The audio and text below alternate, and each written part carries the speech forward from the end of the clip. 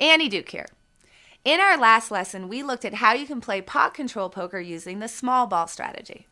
Now, in the words of Monty Python, it's time for something completely different. Kill Phil Poker.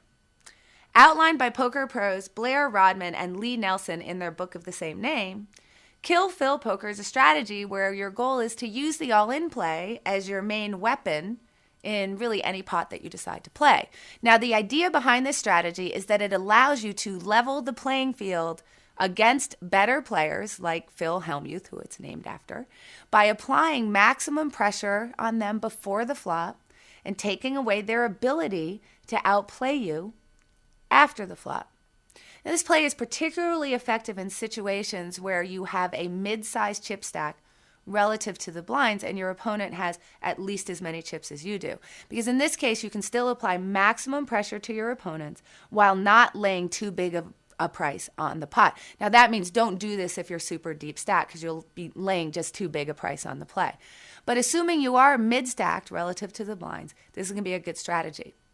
Now, let's say you're holding a hand like, pocket fours or, ace jack offsuit in middle position. These hands can make you face tough decisions after the flop because they miss a lot. There's a lot of times the flop isn't good for those hands. So the kill fill strategy would dictate that you basically massively overbet the pot, either by just moving all in when your first act, or even better yet, if someone raises in front of you, instead of just re-raising them, you can just move in on them.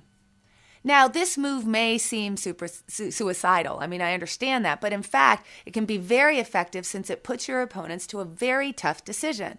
Unless they're holding, premium hands like aces or kings or ace-king or, queens or, the top range, it's just going to be unlikely that they're going to be willing to call and race for most of their stack. What's more is that hands that are as strong as like tens are just likely to lay down here since they're not really getting the right price to see the flop and hope that they're not, racing or that you have them dominated. And because you'll make the all-in play with a pretty wide variety of, hands, there are times when you'll get paid off by a lesser hand when you've moved all in with something very strong like aces or kings where someone now calls you with ace-queen.